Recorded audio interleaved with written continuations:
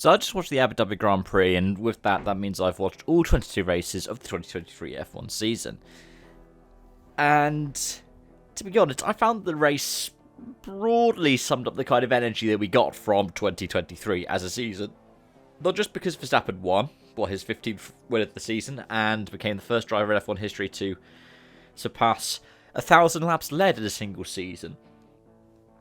But it was also because, well, we had that kind of will they won't they about Ferrari and Mercedes, and you could argue the Ferrari masterclass was part of what cost them the runner-up of the Constructors' Championship.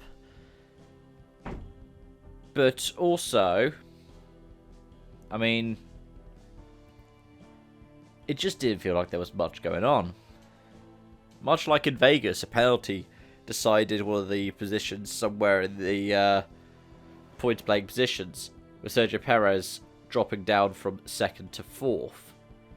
Because, well, he got left through because he was like, well, what's the point? It's 5 seconds. He's not going to be able to pull them out in 5 laps.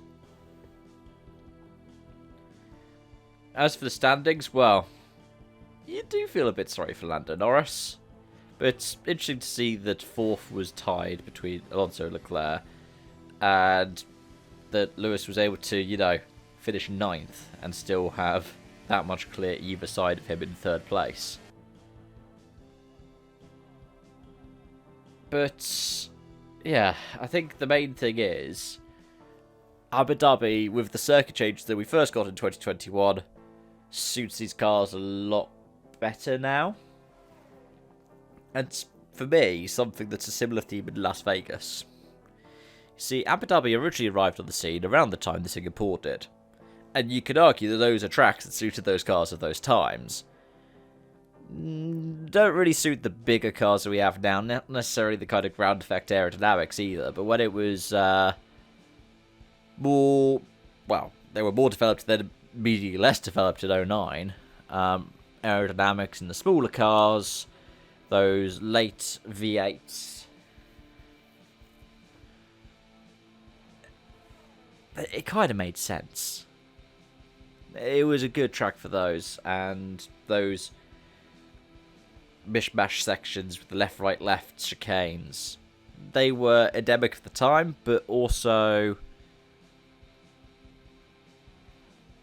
it kind of made sense to have them because those cars worked with them. Current cars don't.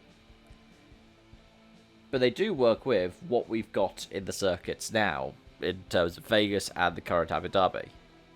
So we got some overtaking opportunities, and I think Perez's penalty was just. I mean, I could also see it being a black and white flag, but he did force Lando off the track. I wouldn't have asked Lando to give that place back.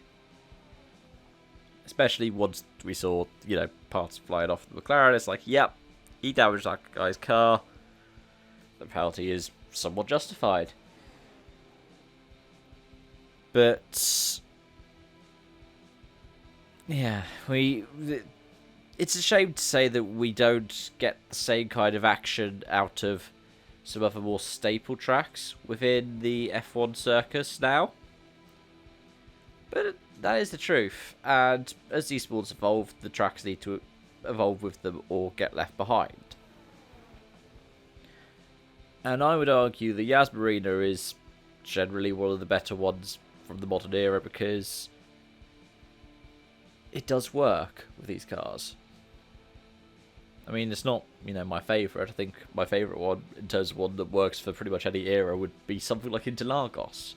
Because that consistently works regardless of the era, with very little, if any, changes to the track. I mean, the biggest change that we've had in my lifetime, it's between either the pit lane and the pit lane exit, or I would argue, probably even bigger, was the resurfacing that they did a few years ago.